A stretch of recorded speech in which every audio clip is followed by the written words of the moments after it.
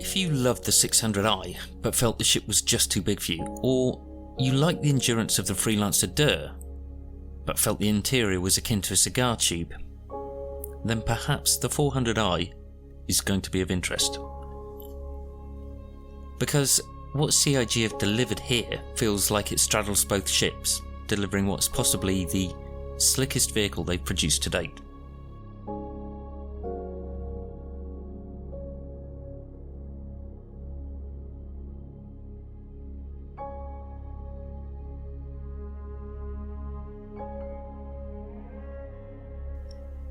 But let me start by making one thing clear.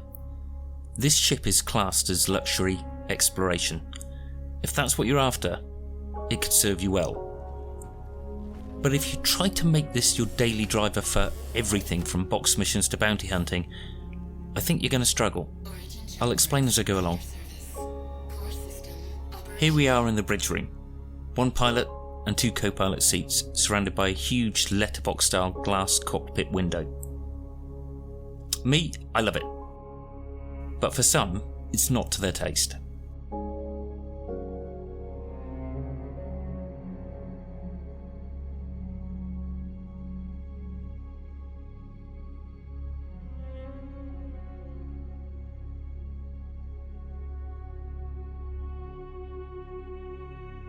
This entire bathroom is purely cosmetic, but assuming hygiene becomes a thing one day in the game, this is a wet room with an overhead shower. It's got a cupboard,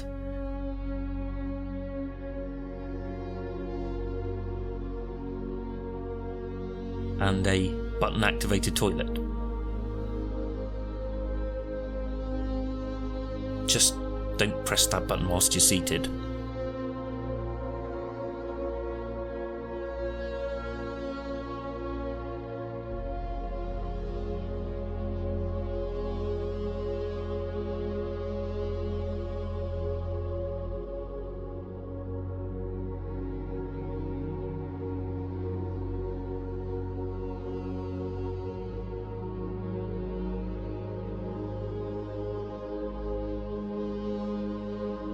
The crew quarters houses two and has some very obvious storage providing separation between each side.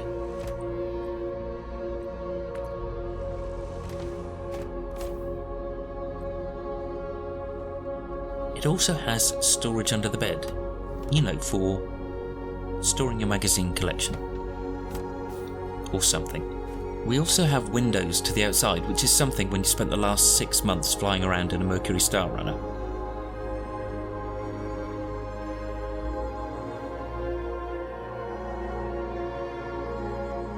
As you'd expect, the captain's quarters have a few mod cons, including a roleplay desk,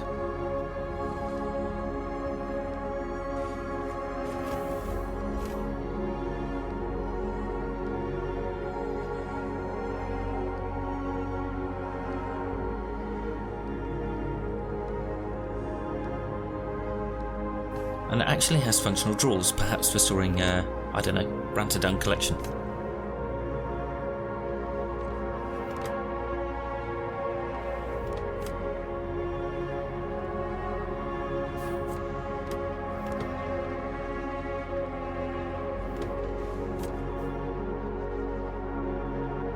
We started the video in the recreation room. I think it's safe to say that this area gives more than just camper van vibes.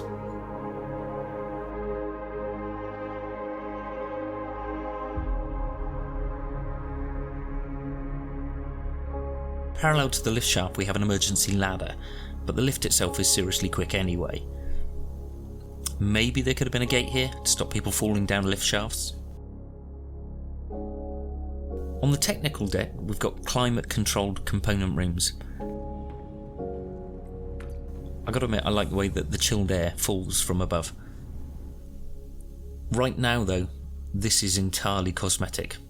Component gameplay is still in development, but when it does come, we have a cool space for engineers to work in. Cool. Climate-controlled. Forget it.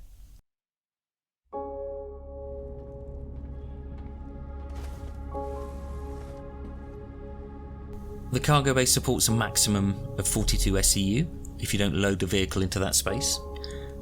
Larger components are also stored here, with the lift giving great access for replacement. And we have 4 escape pods lining the wall if the crew need to abandon ship.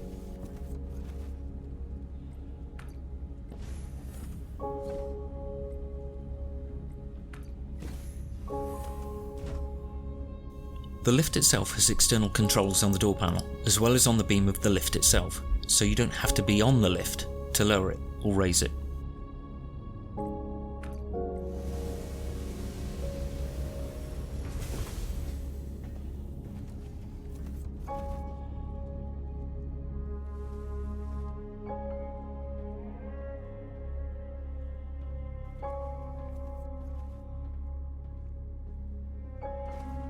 Back to the front, and we're in the EVA ready room. We have a standard docking collar for EVA activity, along with lockers and gun racks for expeditions.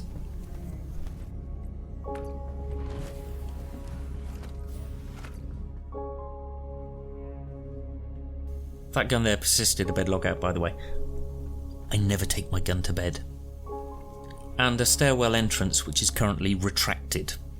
I think it's good to have a room like this, and CIG should probably consider switching off door sensors by default for the tech deck entrance. That way you don't accidentally space the entire lower deck. The 400i gives the pilot 2 size 4 mounts with gimbal size 3 repeaters fitted by default. And it also supports 32 size 1 and 2 missiles, which is pretty reasonable. But CIG's design choices here are quite clear.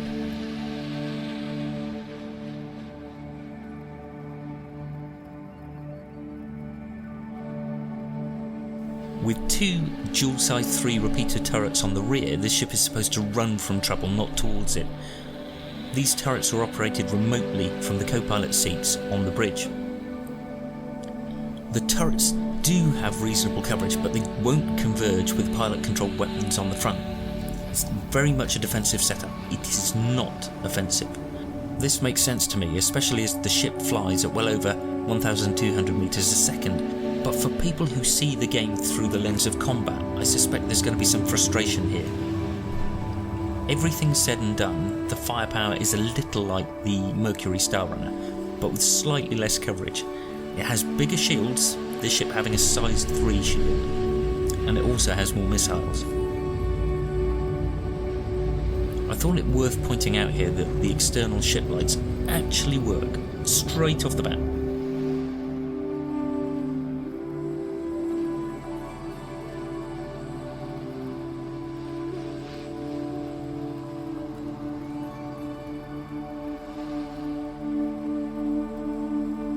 Around the chair we have the typical Origin holographic displays and controls, with access and power controls integrated to the pilot's seat. It's worth noting the quantum fuel tank seems to be quite big, as you'd expect for an Explorer.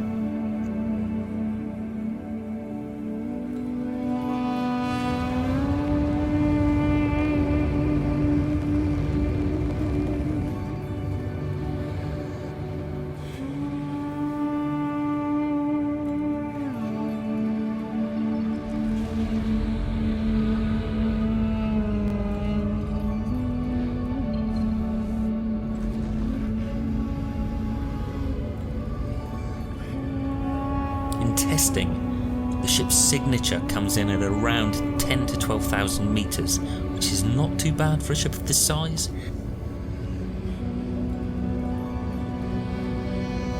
Handling and acceleration are a bit understated at launch, although CIG have suggested on Spectrum that they're investigating this, so my gut feeling is we'll get a little bit of a boost in the future. We'll have to wait and see.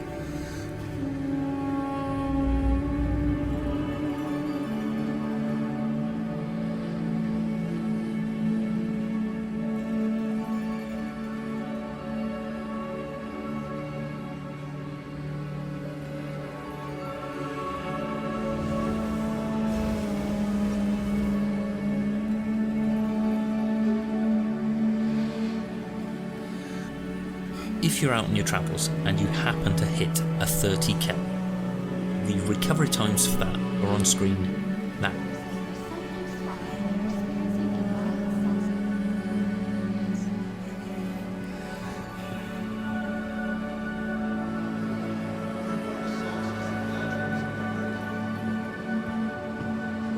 Lastly, exterior access.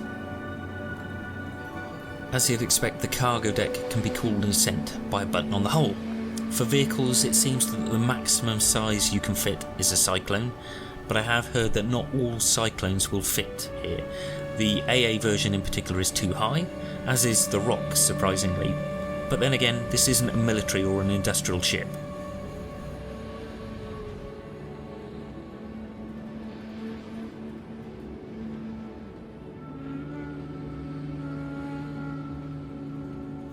The control panels at the front give access to the entrance stairs, and also a small vehicle hangar which appears to be designed for an X1 bike.